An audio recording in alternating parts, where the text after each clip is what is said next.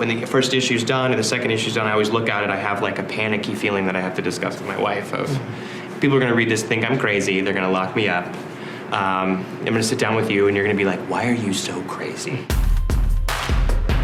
You're also showrunner. Yes. On Halt and Catch Fire. Yes. First of all, let me say thank you for that show. That was, good. It was a great show. Thank you very much for watching it. And ended really well. Thanks. You know, I'm curious as to how working on that layered drama kind of prepared you to make the leap into writing comics. Well, you know, screenwriting I think is very similar to comic book format. It's just extremely reduced, right? You're really boiling it down to its barest essentials. And I think that, you know, you're finding what the single pose that can happen in a frame with the artist, obviously, Martin Marazzo in this case, and the single line of dialogue or the 3 line of dialogues that will tell you the whole scene, right? So that is very different than letting your actors just, you know, talk, and then in the edit room, finding the performance and continuing to winnow down later. So you really got to make a lot of choices up front. This is a really interesting story. It's about someone who's kind of almost idolizing someone who's a potential superhero. There's a mystery that's shrouded around someone who's flying around in the city. She's using that as kind of like maybe a way to kind of propel herself to do what she wants to do. Right. Talk a little bit about the story. Well, you know, I think that Luna, who is the main character, she's 15, and you know, she's got a lot of stuff going on in her head, and she actually suffers from a very specific type of OCD that's often very invisible to people in the outside world, and I actually have that myself, and I did not figure that out for a long time because it's something you keep private because no one sees it, so you're like, as long as no one sees it, it's invisible and I'm okay. And I think that's kind of the lie she's been telling herself, you know, through her adolescence. And she's just losing herself in someone who is the absolute visual of being liberated, right? I mean, this woman is literally up in the sky and free. You know, there's something beautiful about flight, and I think that human beings have always looked to the sky as something that really gets you out of earthly things, right? So I mean, even our language, right? Like, this person's very grounded. Oh, okay.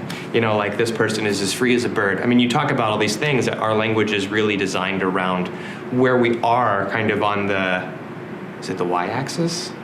Yeah. X-axis and Yes, y-axis? yes. Okay, so where we are on the y-axis. You know, to see someone up in the sky with no explanation, I think Luna is someone who's going to keep inside so much. There's so much explosive energy around someone like that she's drawn to it.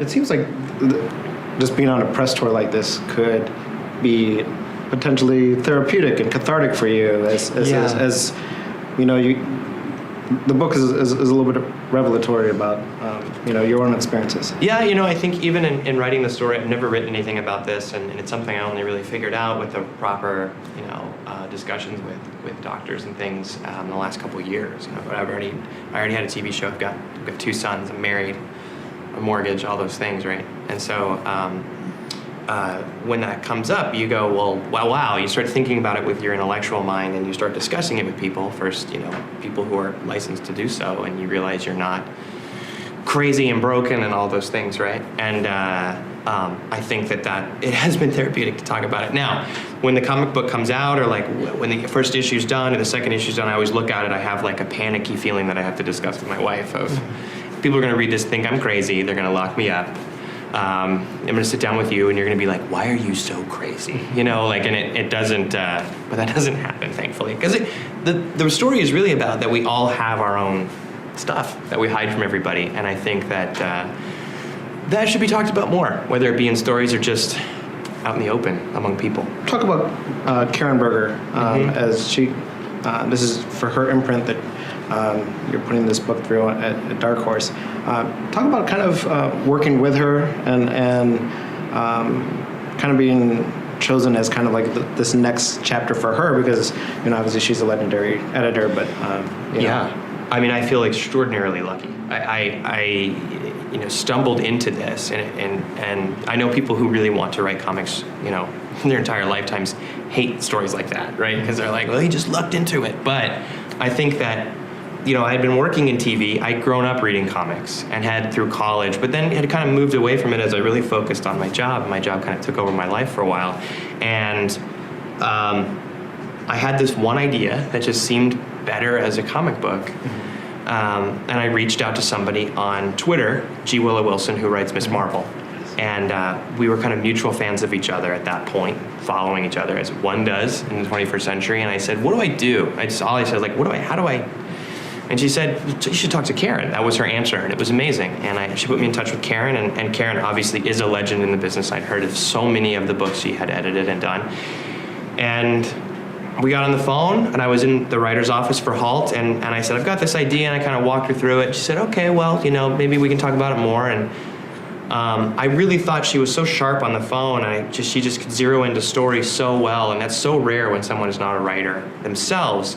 And I just knew I wanted to work with her, so she inspired me. I went off, I worked on a little bit of a pitch, I guess you'd call it. I called her back, I said, this is kind of what it is. I just walked her through it, and she said, I love this, I want to do this. And she kind of had this great carte blanche shingle at Dark Horse at the time, and she just said, let's go. And we found Martine, and here we are.